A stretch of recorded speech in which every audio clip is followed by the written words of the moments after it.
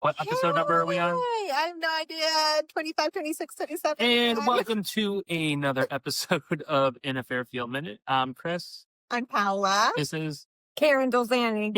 Okay. So we're here with our friend Karen. Karen and I actually have been friends a very long time. We were classmates in high school as well. She has a pretty... And middle school. And middle school. And elementary. I went, but didn't go off. So Fair enough. You know.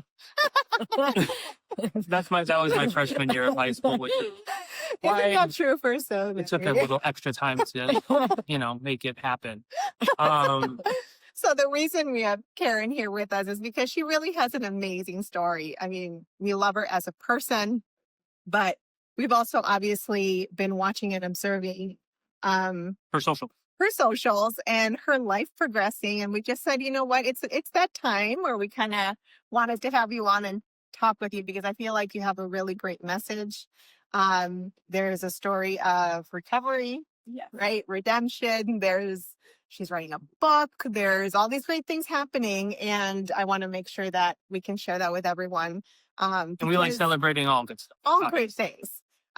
So yeah. Shall we start at the beginning? So, okay, let's start like when you guys met. Elementary school. Middle school. Yeah, middle school. Middle school. I don't remember middle school though very well. Me either. I blocked that part out. I hated middle school and high school. Right? Tomlinson, yeah. Tomlinson, crazy years. Because then there was only Tomlinson and Fairfield. once. Yeah. Fairfield. So Karen's like an original Fairfielder, like me. Yeah. 46 years. Yeah. Yeah. Yeah. So we've seen the town evolve on multiple different Well, levels. devolve. Depends. Yes. We keep it positive. So how it's evolved into But you agree. this amazing metropolis Yes. that we've grown to love. Driving here is fantastic. It certainly changed. Chris always talks about it kind of like the happy days of towns. Like it was just a different vibe. Obviously, it was fewer people. There was like So was it? 17,000 people in town, probably give or take, when we grew up here. Right. So it was very much like happy days, dazed and confused. Yes. Yes. Like everyone drove up and down the post road, went to the beach. Oh, I did to show off all my new cars. Yeah, and all that. Yes. And now it's just Now I'm like this, cursing at everyone. It takes 20 minutes to get from one side of town to the other. It's too much. But it's still I know. good. I love It's it. wonderful. I know. anyway. So Karen has a really super amazing story, and as Paula mentioned, it's a lot of just kind of redemption and working through shit, like we all have to kind of. All the tough stuff. So, yeah. I direct messaged Karen like 2 years ago, and she messaged me like 2 weeks ago. I don't have my notes. It wasn't 2 years ago. It was like 6 months. It was like ago. April. It was April. And I'm like, wow, he's probably moved on from this Not question. at all. And I'm like, oh, I would love to if you still want me. But also, some people don't like messaging on Facebook and social media in general. So I'm just like, whenever I Well, see usually it's just men being like, hey, so I'm not used to like a nice message, being like, hey, see? I love when dudes hit me up on social. Oh my God. So yeah. So let's just talk about growing up here. Obviously one of the bigger things and maybe slightly more serious things that we're going to talk about is this book that you're writing, which is, I'm assuming, a bit of a memoir. Yes. So first of all, thank you for having me. Of course. I'm here. I'm honored that you guys want to know about my stuff. Yes, I Am Because You Were is a memoir. Mm-hmm. And it was going to be a self-help book, but then me and Beth Marie, my friend who is writing it, because I can't write. So I just divulge to her and she makes it into like a nice story that someone wants to read. Sense. Yes, and makes it funny and everything. And because sad stories can also be funny. But it's about why my life turned out the way it did and how I got it to where it is now, which is way different than what it was before. Right. So if someone may want to read it as a self-help book, kind of, but it's not in that category, writing memoir category. So how has the process been doing something like that? it's been taking 2 years. I tried to do it myself in the beginning. And then Beth Marie, my dear friend and family photographer, was like, why don't I help you? Because she went to like school for this. She like knows how to write, and I'm like, okay, please. So now it's like written by Beth Marie and Karen, so she has been a huge help. And I just started off by, she lives all the way in Newington. So she would email me questions like, when did this happen? What happened in the year 1989? And I would have to be answering her questions. And it was just a long back and forth. And that's how the book was written. Yeah, it's awesome. So the book is written. Now you guys are just kind of waiting to see if it's going to pick it up and where it's going to go. So I guess, yes. And we want to send it to the big five. The big publishers. Yes. Yep. Instead of just selling on Amazon, we will do that if no one wants to take the book. Gotcha. But we're going to get an agent first. So I guess that could even take a year. Okay. Emailing the first, 10 pages, I think, a manuscript to an agent being like, hey, can you help us? And then someone will be like, yeah, okay. And then that's their job. Right. That's a lot of work. Yeah. It's, so now we just sit back and wait. Wow. See. So where you want to start from the beginning? Like, or where you want to start from where it kind of went sideways into how you are where you are today? It went sideways very early on for me in 1988 when I was 8. My parents went on a trip to California and only one came back, barely. A drunk driver hit them on the Hutchinson River Parkway in New York on the way back. They were they were being driven by a driver. Yeah. Yeah. And everyone died except for my mom, who was wearing her seatbelt. And she was in coma and everything. Didn't come home for a few months. Yeah. So it was terrible. And that's when everything went to crap, but I didn't realize it. Well, how could you? You're 8. Yeah. Yes. I didn't realize it. I didn't really have much counseling. I didn't realize how bad it was until I was in my 30s because I didn't deal with it. Of course. That's all I knew is that Dad, died. And now this is our life now. And that was it. I have 2 older brothers who were 15 and 13 at the time. Sure. And, so, but everyone came and helped us. My grandparents. Your brother, was your grandparents, your siblings, like at that point, taking over kind of like a fatherly role and more of a parent role? Yes. Brian, not so much with me as Steve, who was closer in age to me. He's 50 now and I'm 46. So he kind of felt like he had to take over that role, and that caused a bunch of mental health issues for.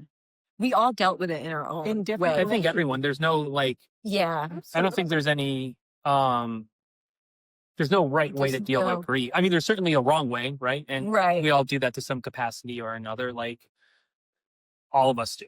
There's no book written on how do you deal with grief. So I think, there are people out there who are able to kind of get on top of it really quickly. Yeah. Brian, my oldest brother, seemed to put his heart into music, and that is what helped him. He didn't go wayward like me and Steve kind of did it. With drugs and everything. Brian, went to college and met his wife and did the XYZ things and was able to handle it. I feel they might think differently, but handle it better than me and Steve did. Steve, started getting into trouble, acting out, and then I didn't until much later in my life. In high school, I was straight edge and, don't do bad things, afraid to even take a Tylenol. And then by the time I had Mary, postpartum depression, because I was a single mother, from pregnancy. And I got prescribed Xanax for postpartum depression for some reason, and just started abusing it almost right off the bat because it made me not feel anything. Well, that's the thing I think with,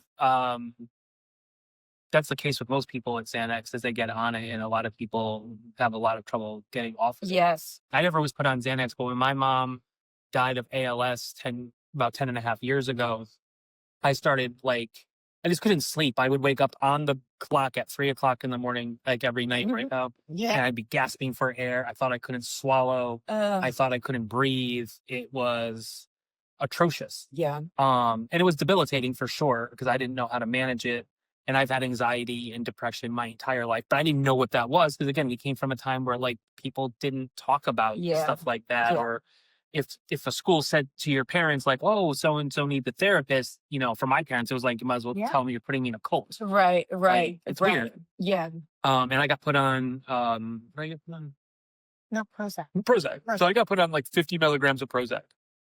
I was able to sleep, but I didn't feel anything. Yeah. Just like you're mentioning, like I was just going through life, and like someone could have hit my kids and I wouldn't have been able to process that for like 90 minutes. Yeah. Anyway. Yeah. So for me, like I started doing like a ton of research because I just simply didn't want to feel that way anymore. And like, that's where I kind of found like, you know, using plant medicine to help manage that process for me. So anyway, but going back, like, totally, like Xanax is definitely not a good. No, I know some people can take it normally and it needs to be out there for those types of people, but you know, all these things are it's triggered something. Yeah. Well, I think that's fair to say too. It's like it's not like all pharma is bad, but there are certain percentages of the population that cannot process it the way. And then the Xanax turned into pain pills. Yeah. And any pill that could make me just be numb to that I had a little baby that I didn't know what the hell I was doing with her. And that I was dealing with all this unprocessed loss and trauma.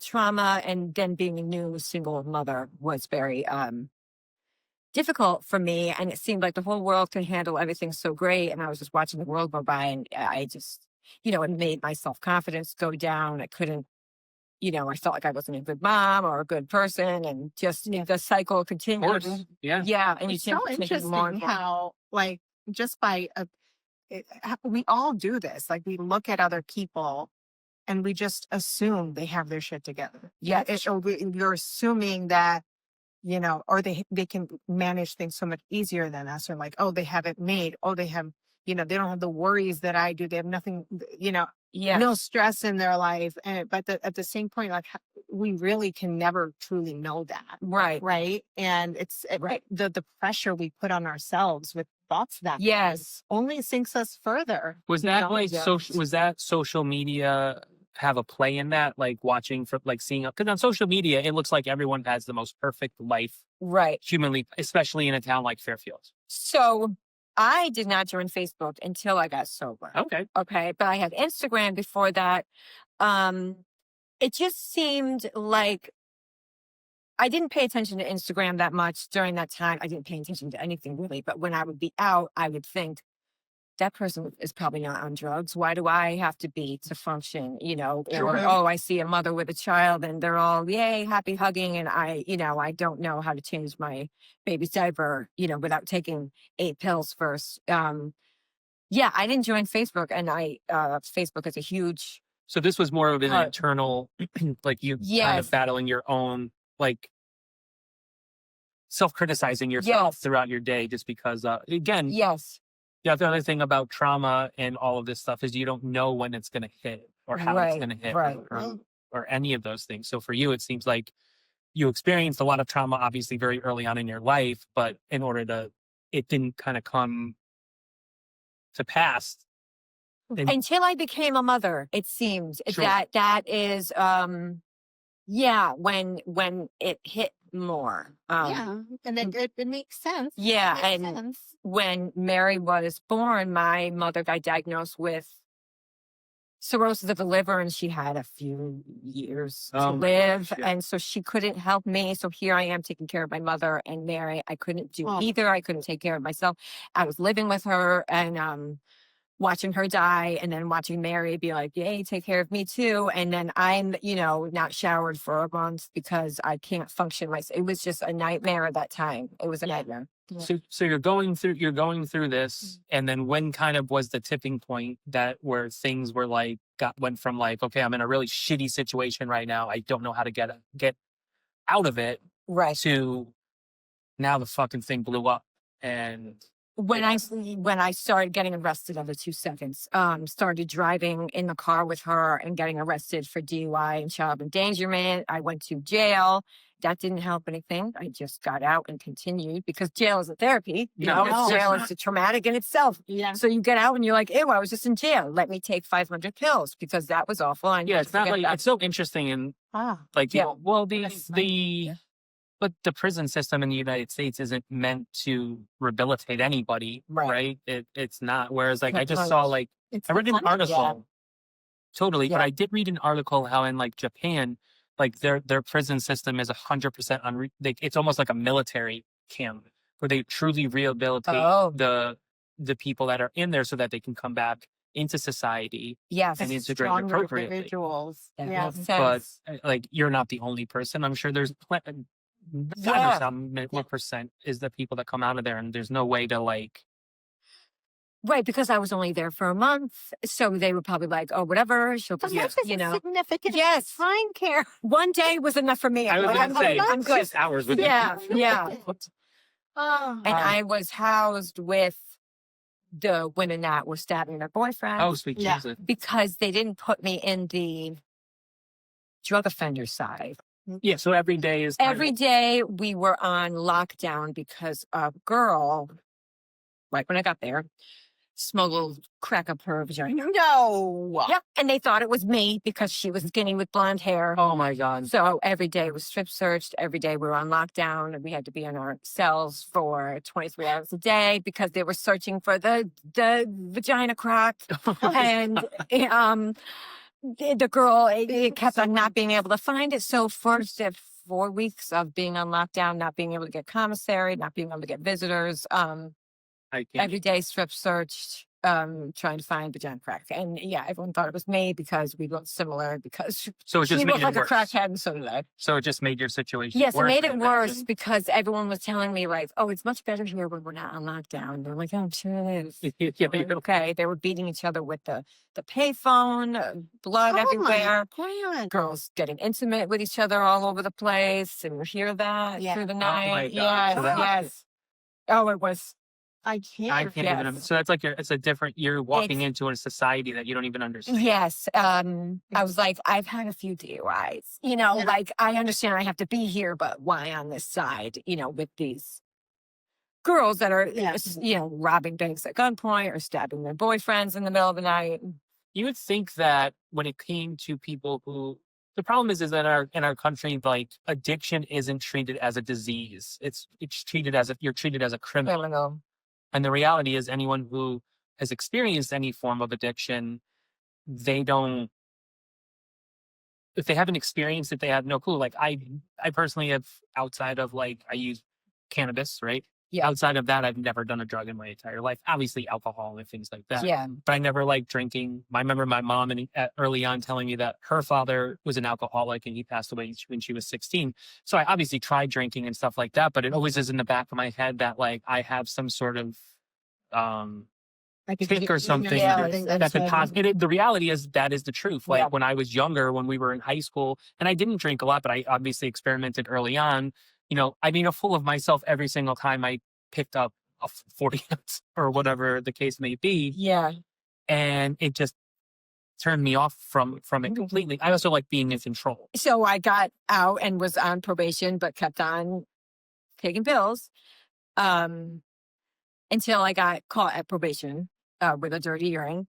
And this guy was amazing at Bridgeport Adult Probation Center, whatever it's called. So your officer? My officer, yes, I had to. Yes, he stepped in and he said, okay, you've had 2 dirty urines. I could send you back to jail for 2 years because that was my suspended sentence was you could come out in a month, but your suspended sentence is 2 years if you reoffend. Sure. And he said, or I think you need to go to rehab. Like, what is going back to jail going to do for you? If you just stopped the drugs, you'd be a normal person, I could tell. I'm like, I would. Yes, I probably would. So he told me to go to rehab, and I went. Mary was about to be adopted. She was gone at this time. Oh my God. At this point? 4, 5, 6. Yeah. So at that point, you're dealing with even that level of so much stress. Yes. Emotion on top of dealing with your own addiction and trauma with your parents and everything. You now have to worry about your daughter. Like, that's heavy. Yeah. For sure. She was gone, so I would take more pills to forget that Yeah, of part course. as well. It was just a cycle, constant thinking, all this bad crap. Why am I going to get sober? I had no confidence that I could. Yeah. Until they said go rehab, and How long was I was that like, okay, program? that was 28 days. I begged them. They said you need to go to a long-term one. That's 6 months, and I said I beg you, if you let me come out in 28 days, I will stay sober for the rest of my life. And you won't regret your decision. Okay. And they're like, yeah, okay, No. okay. You know, No. like, okay, fine. Fine, 28 days. This girl's just going to, go back. And that's exactly what happened. I never touched a drug or thought about another one ever again. That's incredible. And got married home 6 months earlier than she was supposed to because they thought I did so well.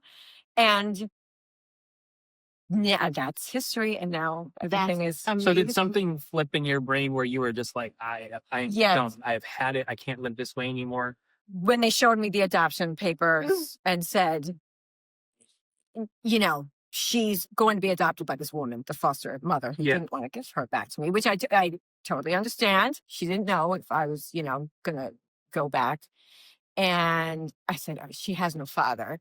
I'm the only parent she has. What she doesn't like. What am I doing? Yeah. 2 days into rehab, I felt fine. Wasn't sick. I was like, I can't jinx this again. Getting sober will never be this easy ever again. I don't feel bad. Let's just do this. That's incredible. And that's like nothing short of an act of God. I had a great DCF worker. I had a great probation officer. Many people do not have that. I had a great lady that was the transition person who brought Mary slowly back into my life. Everyone believed in me and was like, you're a normal person. If you just stop this bullshit, just stop it.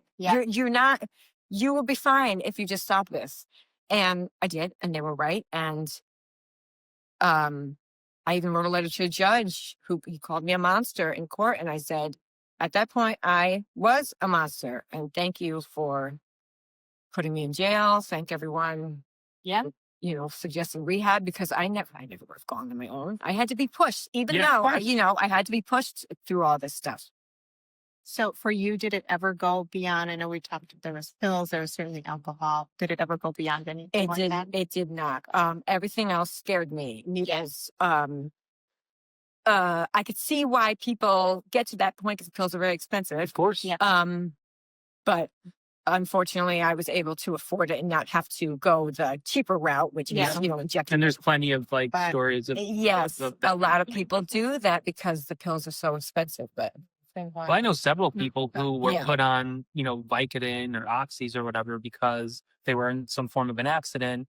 And before there was any form of regulation, and the doctor just kept them on them for like 18 months. And then one day, for several of those people, like one day the doctor was like, oh yeah, you shouldn't be on these anymore. And then just cut them off cold turkey. Careless. Right. And those poor people fell into a very similar situation. Yeah.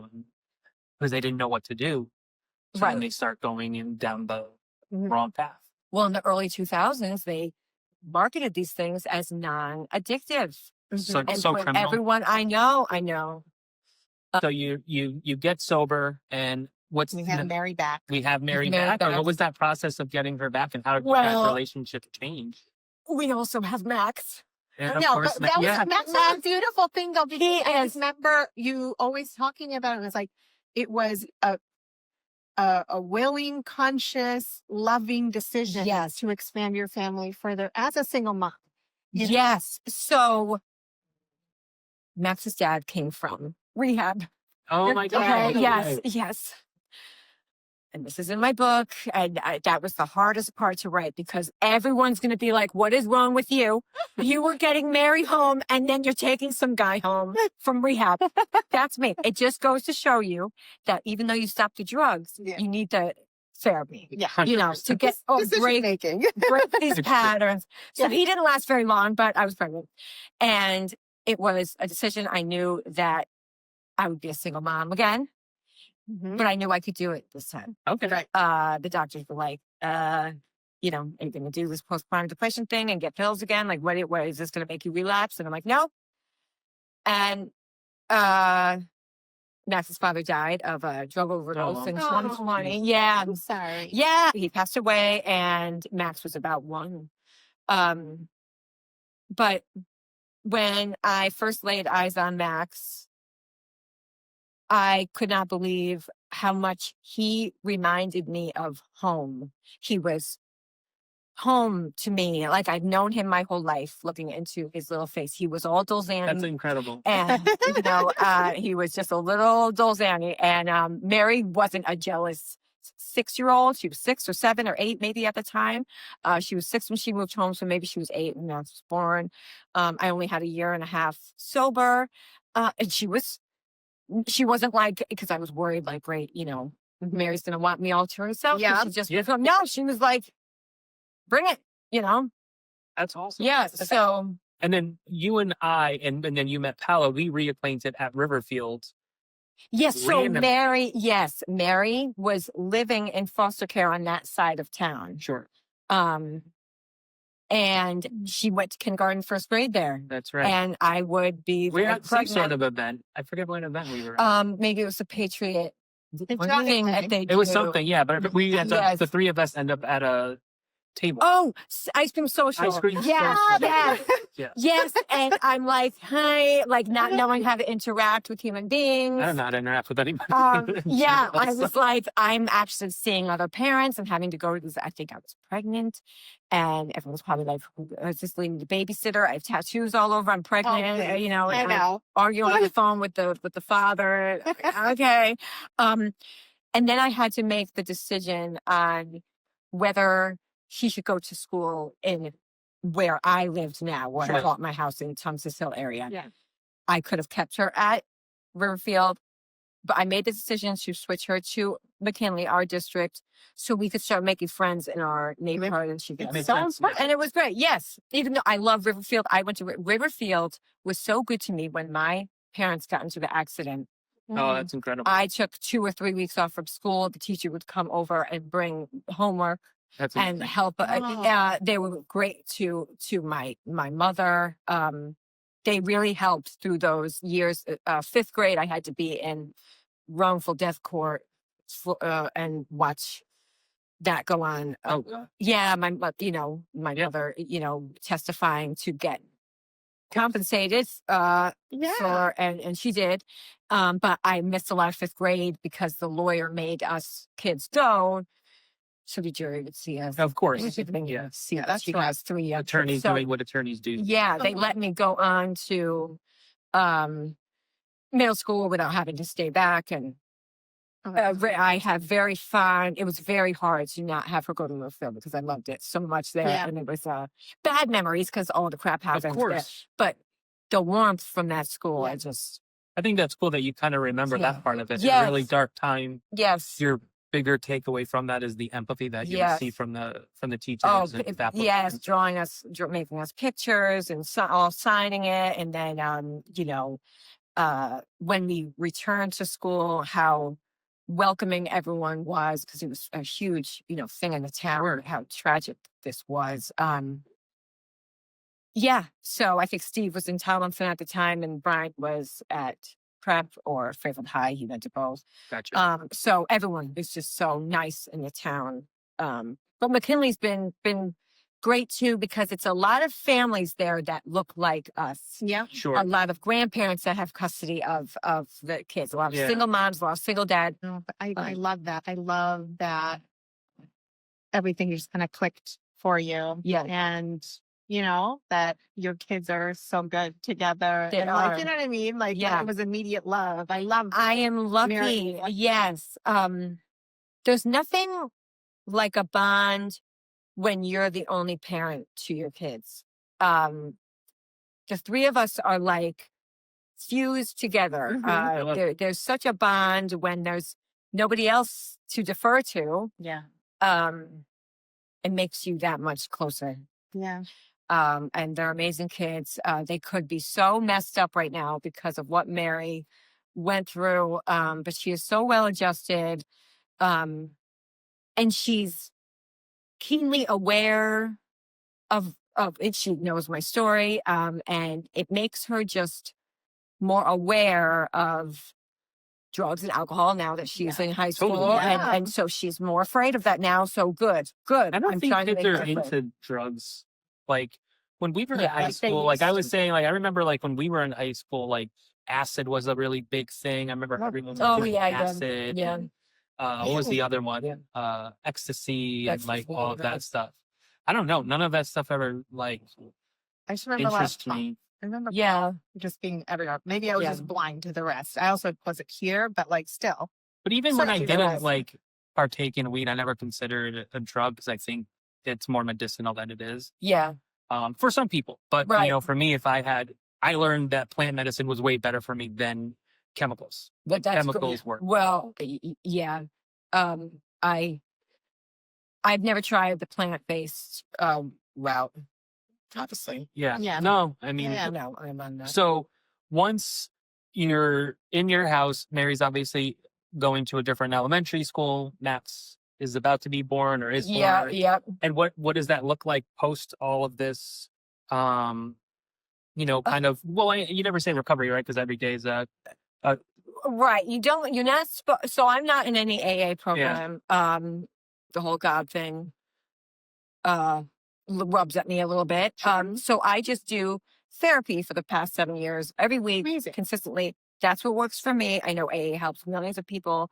It just wasn't for me. I did the 90 and 90 thing where you go to 90 meetings, the first 90 days of your sobriety. I think that burnt me out. And I said, I'm done. Mhm. Which is fine. And I have an awesome therapist that I started seeing when I was pregnant with Max. And she's amazing and has helped me so much process everything. And I'm still processing everything. I'm a work in progress. I think everyone processes. Yes. It takes. I mean, I didn't start therapy until I was like, in my late 30s. 30s. Yeah. And you know, for me, I found an amazing therapist who, to this day, like she's just nothing short of. She's just a good human being. Yeah. She legitimately cares. We've come Yeah. across even with searching for our son with therapy for his ADHD. We had an awesome guy, fantastic. But then we, you know, during COVID, we had to find a couple of other people, and Right. in my humble opinion, they were in it for the money. Yeah. Because once we couldn't do every week and had to go to once a month, all of a sudden, you know, our son didn't matter. Oh, Yeah. right. It's one Yeah. of those. That's But I think everyone should get there. Even if you don't Yes. think you have trauma, I think you should get there. Yes, I agree. I agree. Mary's on Prozac, so I do like Big Pharma when you use it in the right way. Of course. And she's in therapy, so yeah, I believe if you're going to be on the Big Pharma, get talk therapy as well. You have Yeah. to, and I Yeah. think everyone's journey is different. I feel, you know, Pal and I are just one of those couples that tend to do everything together. I think that's It's It's but gross. it's- it is. It's It's- nauseating. but yeah, even Yeah. when she was, you know, We're very on Prozac as well, she didn't want to be on it because she felt the same way. Like, Yeah. I'm just not enjoying life. Like, yeah, like my trauma is suppressed, which is great, I guess. But you're a zombie. but you're a zombie. Yeah, it does So- that to some people. You Yeah. know, for us, we did like a bunch of different things in order, plant related, that has helped us tremendously. Oh, good. And very grateful for that. But again, and then there's other people I know who need pharma. It's yes. just the way that Right. their Hopefully. chemical balance is. or whatever it Yeah. is. Well, might evolve and might change later. yeah. But there's nothing wrong with that. I mean, I think that's the biggest issue in our country, is that everyone wants to tiptoe around mental health. Yeah. And ironically enough, it's like the biggest problem that exists Yes. here. Yeah. And There's It obviously is- something Yeah. to address. but no one wants to address it But- because there's no money in healing Right, people. right. They want to keep you sick. It makes money. It's a Yes. business. It is. business. And it's It the is same so with sickening. like all of it, right? It's just like, I'm convinced, I'm sure there's a cure for diseases out there. Yeah. But why would they want to cure people? Then they can't make any money off of it. It's Oh, disgusting. Right. Exactly. I know. Hopefully she will not have to be on it forever. But she has anxiety. As long as she understands it, right? Yeah. 'Cause even with our son, he's on different types of Some pharma medication stuff as as well, well. some pharma Yeah. stuff as well. And we explained to him this is what this does, this is what that does. Yes. I will say, his therapist said, like, listen, once he hits around 14 years old, you're going to see a plateau, and there's a good shot he probably won't need the medicine that he It's going to needs. change. Because their body changes. Their body changes. And I think in boys too, like boys are very, very wild in the beginning. Yeah, it's Max who doesn't like first grade now. Oh, no. There's Play-Doh time. Like, why do I why do I have to, like, why do I have to do things? She's at the other high school, right? He's at Ward. Ward, yeah. Yeah, and he's in McKinley, so at least they're right next door to each other. Very cool. But I think I liked them. I'm not a helicopter mom, but I like them close to me when they're in school. I get worried about school things, So how does that look? How do you get into a routine? How does everyday life start happening, like kind of just naturally? It happened. So I had to force myself on learning how to do laundry, load the dishwasher, take care of a house, and take care of kids. I didn't have my mother to have to do things or ask for money or do, no one was around to be like, okay, this is what time you have to drive your kids to school. All that, and I'm still learning how to live life every single day. But it was so fun learning how to be an adult finally for the first time in my life and be sober. It was exciting. Going to parent-teacher conferences, when all my friends are like, oh, why do you volunteer, at the school store? That's so annoying. And why do you, get excited about school conferences? I say, this was taken away from me at one point. My privilege to be a mother, they said, no more. You can't be a mother anymore. So now that I could do this stuff, these little mundane things like driving all the way, to Tomlinson, even though Mary could take a bus. I just liked doing these things. And love that. Yeah, we became Mary, now that she's 14, helps so much. That's awesome. It's like having another adult in the house to bounce ideas off of from Max. Like, oh, Mary, should we do this for Max? And she'd be like, yeah, So it's kind of like talking to a partner. Yeah. Even though I don't put that burden on her, oh, you have to help me take care of Max. But it's nice to have her to talk to. Because then it would just be little Max, it doesn't make sense. And he says 6'7", and you guys are going to become best friends when she gets older. And I think that's what Pal is looking for, looking forward to, right? When Anna gets older. Yes. Yeah. And I just love that, Mary. And like you said, it's not about putting any burden or pressure on her to be the adult in the house. It's more, I love that she wants to be a part of it. Exactly. That cool. shows how much love she has for you, how much she values you, not just as a mother, but as a friend and a person in her life. That and the fact that she's doing things to help her brother, that says so much about her character too. She truly cares for him. They beat the crap out of each other. She thinks he's annoying. She truly loves him. And yes, about what you said about that, I think she just gets it. I posted the other day about how she's using me as her subject to talk about and do a school project on about a transformative moment that happened to someone 30 or over. She picked me to interview, and she's going to tell her whole story to the class and her teacher, and she's not ashamed of it. That is awesome. That is so brave, especially in the world of social media. Yes. Because we didn't have to worry about shit like that. Like, rumors happened, and rumors were just rumors in school. They never went outside of those. And now with kids, I think there's two ways of combating that, right? It's either like approach it head on or disappear off the internet. And I love the fact that she's like, no, this is my story. To do that at 14 and be like, this is my story. I'm not ashamed of it. Shit happens. Yeah, right. Yeah. And that's very mature. I'm trying to teach her that if you, like I started doing when I was 3 months sober, posting about my sobriety and my mistakes on social media, put it out there. Here I have to live in Fairfield, and everyone knows I got arrested. I'm all over the news and everything. What's the best way to make connections again? And so my kids have friends, and no one, say, oh, I'm not going to be, I don't want my kids to be friends with her kids because she's a loser drug addict.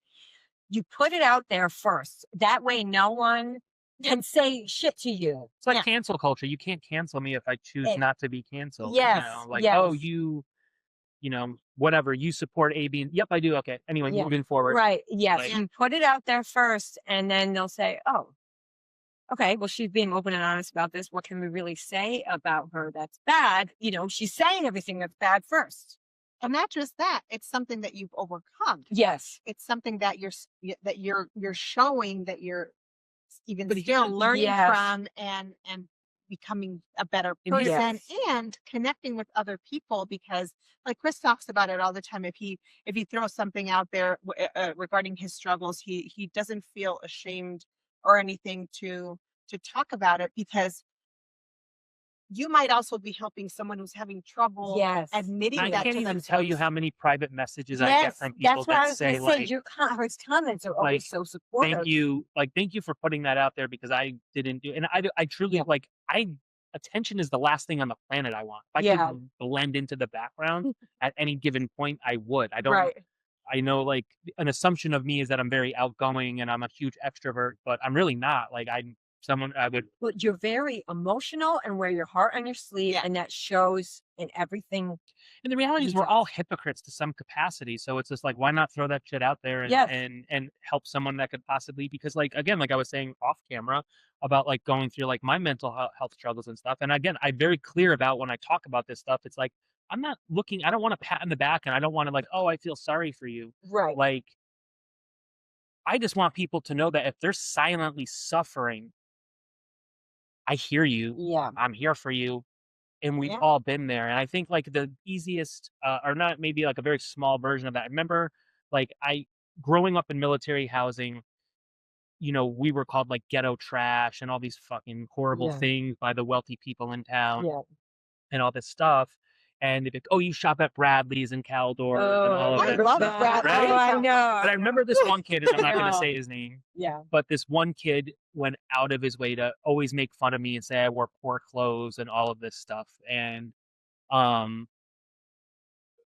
remember, I'll never forget going to get clothes at Bradley's with my mom and running into him, and his look of, oh my goodness. I could picture it in my brain now as a 46-year-old man. And I remember his look of, like, oh shit. Yeah. Like, you caught me. Like, what are you going to do? And I don't, the reality is, even then, I don't care what, like, where you get your clothes from. It's irrelevant to me. Like, whatever. But, like, that's just a small version. And the reality of the story, I guess the story behind that, or the lesson behind that, is whether you think you're wealthy or you're not wealthy, or whatever your socioeconomic situation is, we all got shit. Yeah. Money or no money, shit exists. And there's plenty of people that we've gone to school with that appeared to be one way and their story was completely different. Yes. And again, I don't believe in judging anybody for anything, because we're all fucked up to some capacity or another. And the more that we can recognize that, I think the better off we're all gonna be. And it's like teaching our kids. Like, I tell my kids, hurt people. Yes.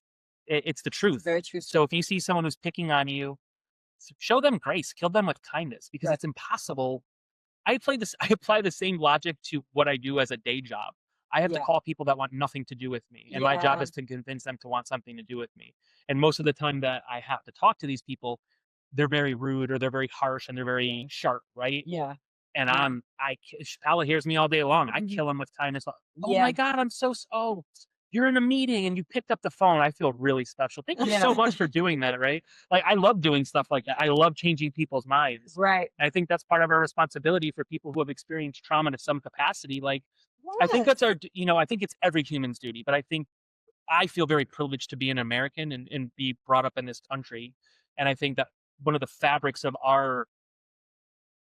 being an American is to pick someone up that's underneath you and bring them to you and hope that they score high, or whatever, whatever the case may be. You're doing that. I'm trying. Yes. Because there's a million people out there. Yes. Why? I'm not going to go through this silently, because I wish I had a book to read. Sure. When I was going through stuff, I wish I had someone to look up to that got sober. And now I've been sober for 8 years, which seems not like a lot of time in my 46 years, but it's where the best things have happened to me in these 8 years. I love that. And that's like my common thing I feel I've like been I was saying born lately. 8 years ago. Yeah. So for me, and I tell Paula this all the time, and I think you feel the same way, like I am the best version of myself that has ever existed in my 46 years on this planet. And like, if I could perpetually stay this person, I would be the happiest human being on the planet in present day. Yes. And that's a huge thing. That's a major accomplishment to say for anybody, right? And for you to come out of this situation where it could have gone fucking really bad, man. I have overdosed many times, and head-on collisions on almost I think it was 9 or 10 cars I totaled. The insurance company just kept giving me money for cars. Are you insured now? I'm insured now. My insurance used to be, when I first got my license back, was $2,000 a month. Oh my God. Through Progressive, I was a high-risk driver. And I was like, I got to pay this. I got to drive because Meredith was coming home. We paid $136 a month. And we're complaining about it. Complaining about it, dude. That's my cost now. It has gone down slowly. Slowly. Good. And it will. And that's only a reminder of your progress through all of this. When I was buying my car, when I first got my license back, I was buying a used car, and the guy was going to set me up with insurance, and they have to ask you the questions like, how many car accidents you've been in, have you ever had DUI? And I'm like, dude, just Google me. I can't and then he said he's never gotten insurance, self-pay insurance for someone that was this high in his career. It was a mortgage payment a month. And now it's down to 130 or something. Yeah. So amazing. When you were paying, so this is where my fucking self-loathing mind goes, is like, I would happily pay it because I would consider it part of my penance for my actions. Exactly. I said, I understand. I'm a liability still and I don't know, like, that's how I look about how, like, how we say, like, God, the universe, or whatever works. Like, you're here to tell that story to help build other people up that think that they're in a helpless situation. Yes. Yeah. And if I could do it, anyone can. It's never too late either. It's never too late. If I could, I don't know, I was so dependent on people growing up. I didn't know how to do anything. I didn't know when to take out the garbage, or just simple things that normal people. My mom was around after she got out of the hospital, but she had brain damage. And so me and my two brothers just floated around. We didn't have curfews, we didn't get disciplined. So, because she just could not. I mean, I can't imagine what she, how to raise 3 kids without your husband. And she's dealing with her own trauma. And she is healing. Yes, she is. She had migraines every day from the traumatic brain injury. So she wasn't well. She did the best she could. And that's why I named the book, I Am Because You Were. Okay. Mm-hmm. Because the quote is, I am because you are. But I watched her be a widowed mother, do it without a husband. And I said, if she could do this with all 3 kids and all of her injuries and constantly getting operated on, broke every bone in her body, I could do this. I could do this. I could do this. And I wanted to be a single mom. I knew it was a 50-50 chance with both kids, whether the father would be involved. And especially after Max, I want to be a single mom. I like doing it myself. I have no desire to find a dad for them or find a partner. I'm good. I'm good. Sure. Yeah.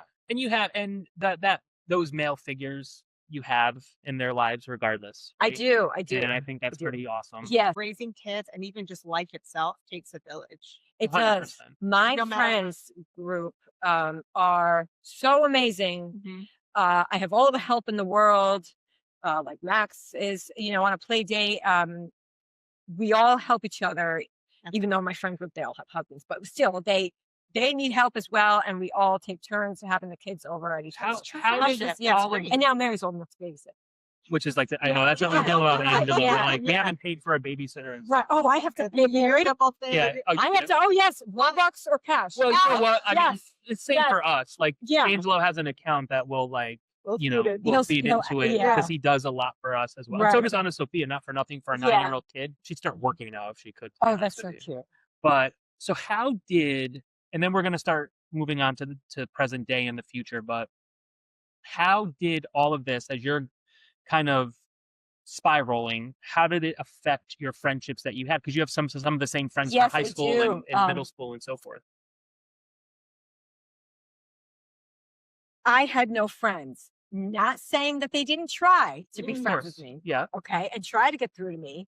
Um, but I was not there. Uh, they would say, you know that Mary's not with you. Like she's with foster care. What are you doing every day? And I'm like, what? What? I'm fine. I don't know why she's taken away. This is how my attitude was. Yeah. Not realizing that I was looked like a crackhead and was falling asleep while talking to people. You think that you're okay walking around. In your mind, you're not doing any of those and things. right. And I'm like, she was taken away. I have a shitty mother, no big deal. But they stuck with me through everything. I was pushing them away. I didn't want to be told that, I was drug addict and I should stop doing this, this, and that.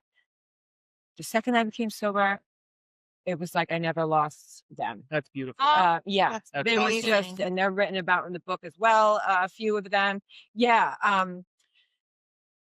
Those it are was tough, strong. Yes.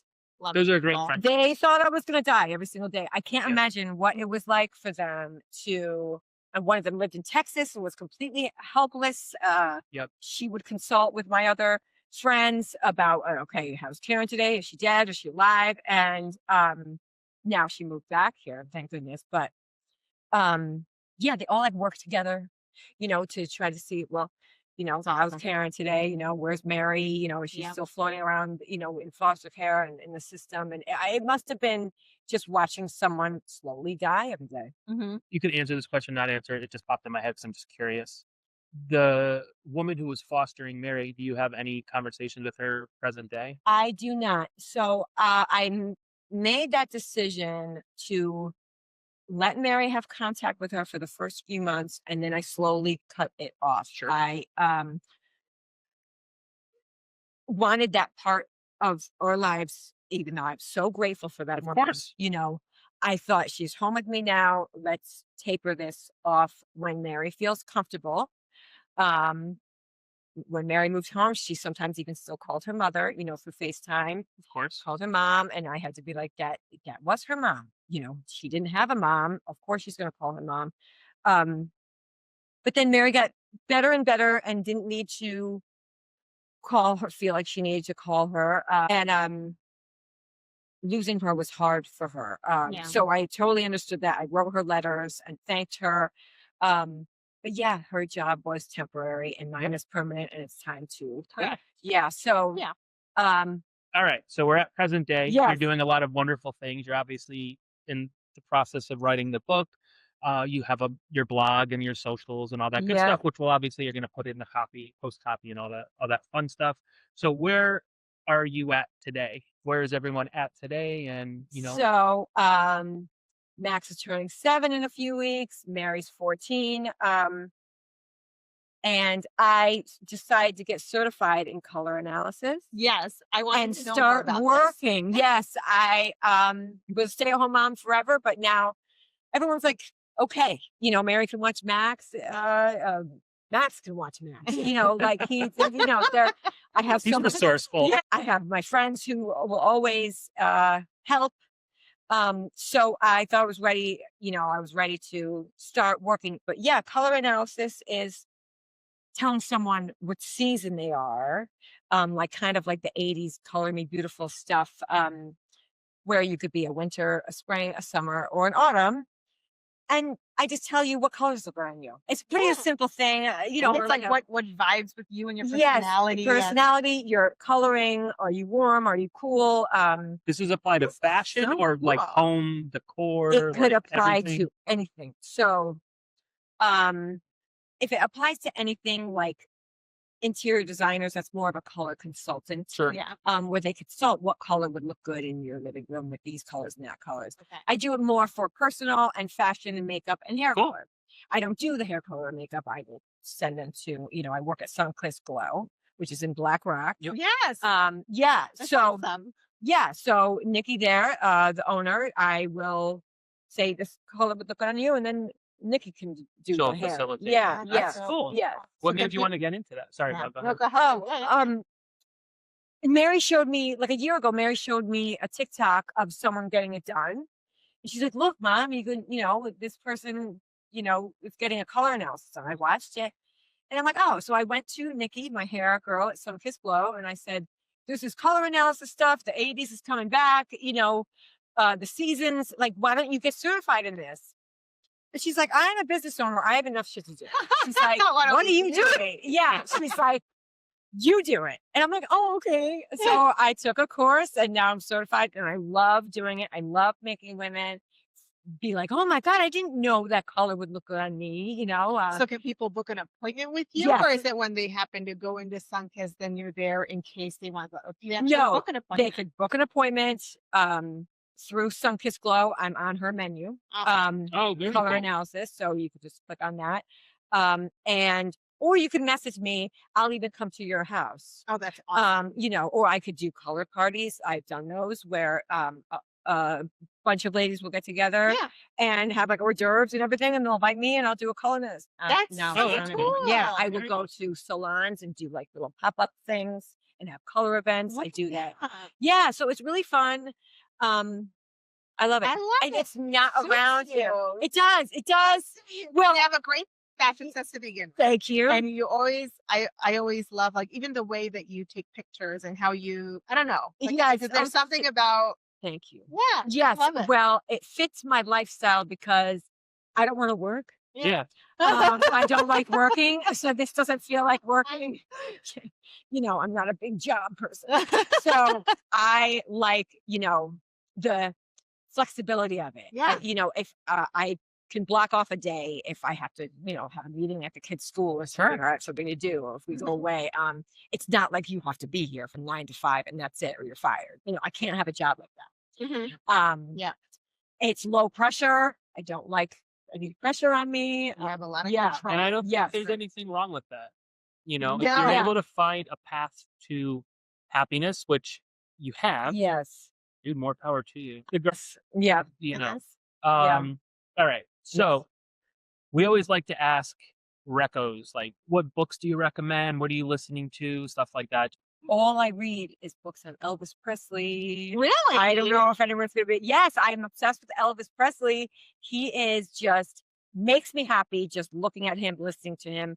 So currently I'm reading a book about him, of course, that I've read 10 times. It's a book that his doctor wrote Okay. about his medical ailments and his drug abuse.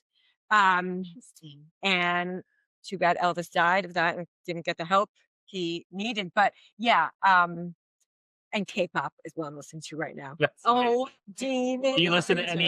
Seriously? Yes. That's what Anna just started watching. Obsessed with. Did, Everyone is. what about podcasts? Are there any go-to podcasts that you enjoy listening to or anything like that? I don't know the names of them, but I'm all about crime podcasts. I feel like I know yeah, that about you yeah. from your post. Yeah. But I feel like you like to listen to about not necessarily like I do. crime, I have but like a weird thing though. Like when I'm working, I make a lot of dials a day.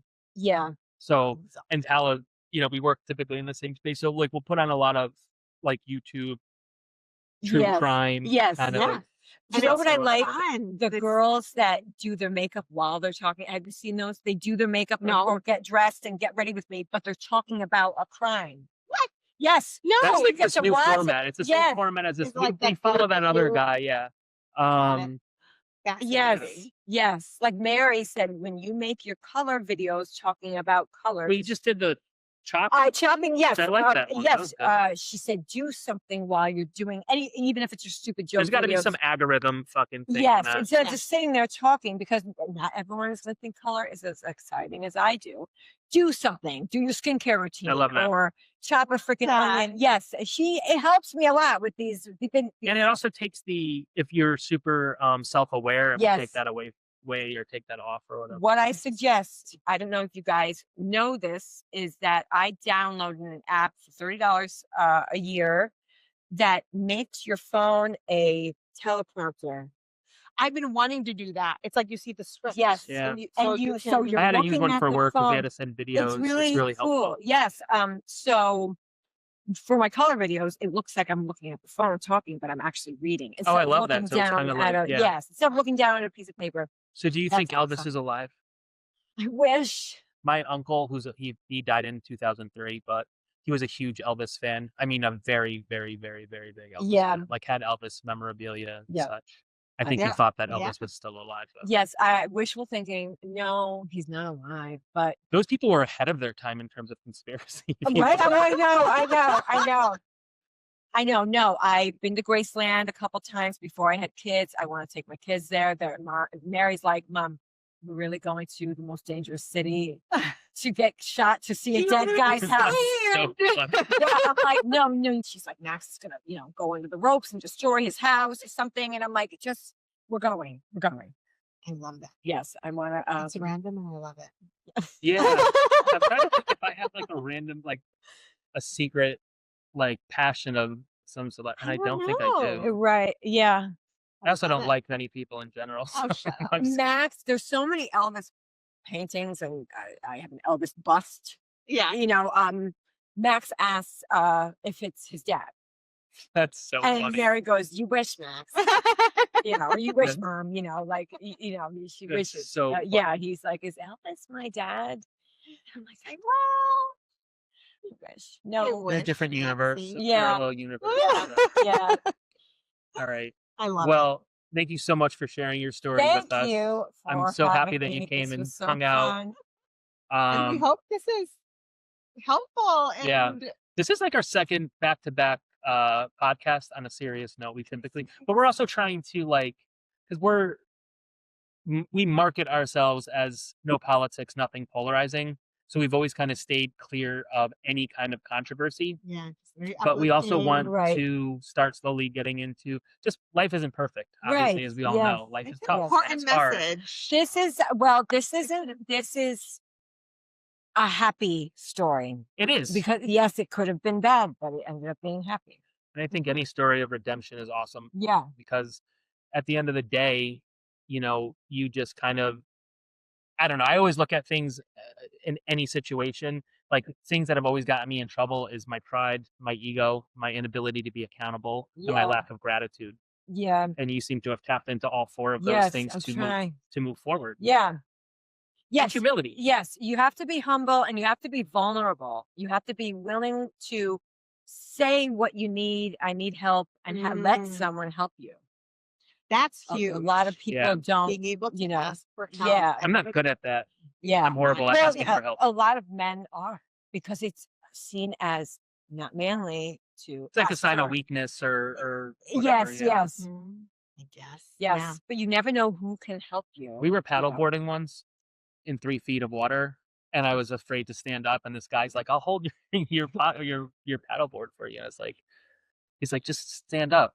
And I'm like, no, I don't want to drown. He's like, it's 3 feet of water. And I'm like, yeah, I don't trust you. It's like, this guy literally must have, this guy walked away from me being like, oh, what an asshole. Like this guy had this, like, I'm watching him stand in wastewater, and I'm like, I still don't trust you. No, dude. I don't like water. I'm not a water fan. Yeah, men hate asking for help in any capacity, even when they're certain, even when all the facts are there. It's like, too much. I can't do it. All right. Well, we're gonna post all of your socials and all the stuff that you want people to direct you to. Thank you. And thanks so much for being here, man. Appreciate it. Yeah. Bye, everybody. Peace out.